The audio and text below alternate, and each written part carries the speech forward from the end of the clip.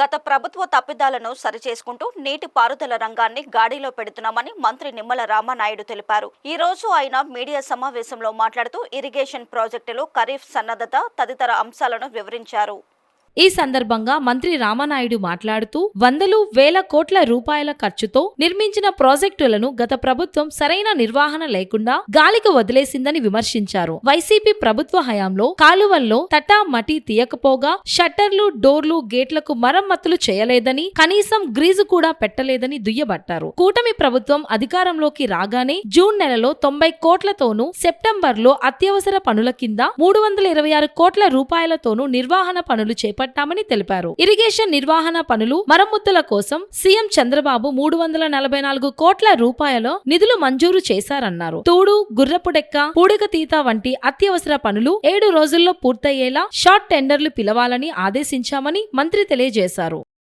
పాత్రికేయ మిత్రులందరికీ కూడా నమస్కారాలు తెలియజేసుకుంటూ, ఈరోజు వందల కోట్ల రూపాయలు వెచ్చించి ప్రాజెక్టులైనా, రిజర్వాయర్లైనా, కెనాల్స్ అయినా, డ్రైన్స్ అయినా సరే ప్రతి సంవత్సరం కూడా యాన్యువల్ మెయింటెనెన్స్ చేయలేకపోతే, నిర్వహణ చేయకపోతే ఆ సొమ్ము అంతా కూడా వృధా అయిపోయినటువంటి పరిస్థితి మనందరికీ తెలుసు. అటువంటి స్థితిని దృష్టిలో పెట్టుకునే ఈరోజు ఓఎండ్ఎం పనుల నిమిత్తం, మెయింటెనెన్స్ నిమిత్తం 344 కోట్ల రూపాయలు ఈరోజు చంద్రబాబు నాయుడు గారు మరి నిధులు మంజూరు చేయడం జరిగింది.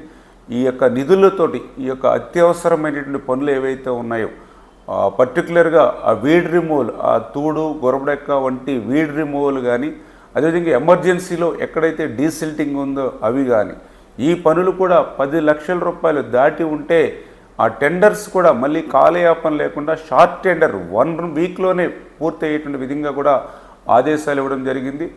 10 లక్షల రూపాయలు లోపు ఉన్నటువంటి పనులు ఏవైతే ఉన్నాయో అవన్నీ కూడా ఆ యొక్క నీటి సంఘాలు ఏదైతే WA, distributary committee, project committee ఎవరైతే ఉన్నారో వాళ్ళ పరిధిలో ఆ పనులన్నీ కూడా చేపట్టేటువంటి విధంగా తగిన ఆదేశాలు కూడా ఇవ్వడం జరిగింది.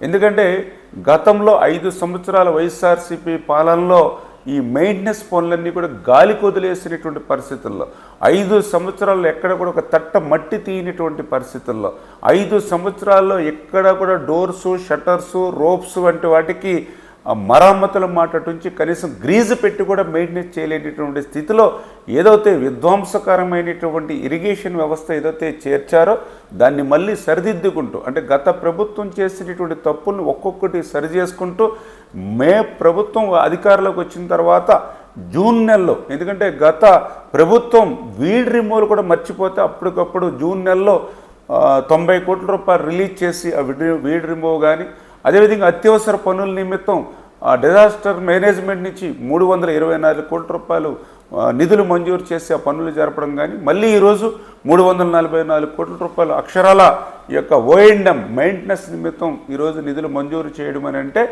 గత 5 సంవత్సరాల పాలన పాపం నుండి మళ్ళీ ఈ యొక్క ఇరిగేషన్ వ్యవస్థను, మళ్ళీ సాగునీటి వ్యవస్థను మళ్ళీ ఆఖరి ఎకరం వరకు, ఆఖరి రైతు వరకు కూడా ఆ సాగునీటిని తీసుకెళ్లాలనే ఆలోచనతో పనిచేస్తున్నాం. ఈ 344 కోట్ల రూపాయలతోటి చేపట్టేటువంటి పనుల్ని క్రింది స్థాయిలో ఏఈ మరి గ్రౌండ్ లెవెల్లో ఉండి పర్యవేక్షణ చేయాలి. ఎవరైతే సిఈ, ఎస్సీలు ఎవరైతే ఉన్నారో ఎప్పటికప్పుడు మానిటరింగ్ చేసుకుంటూ ఈ మే నెలాఖరికే ఈ పనులు పూర్తి అయ్యేటువంటి విధంగా, వచ్చే ఖరీఫ్ సీజన్ కల్లా ఈ పనులు పూర్తి అయ్యేటువంటి విధంగా తగినటువంటి ప్రణాళికాబద్ధంగా నాణ్యతతో కూడినటువంటి పనులు చేపట్టాలని చెప్పేసి కూడా అధికారులు కూడా స్పష్టంగా ఆదేశాలు ఇవ్వడం జరిగింది.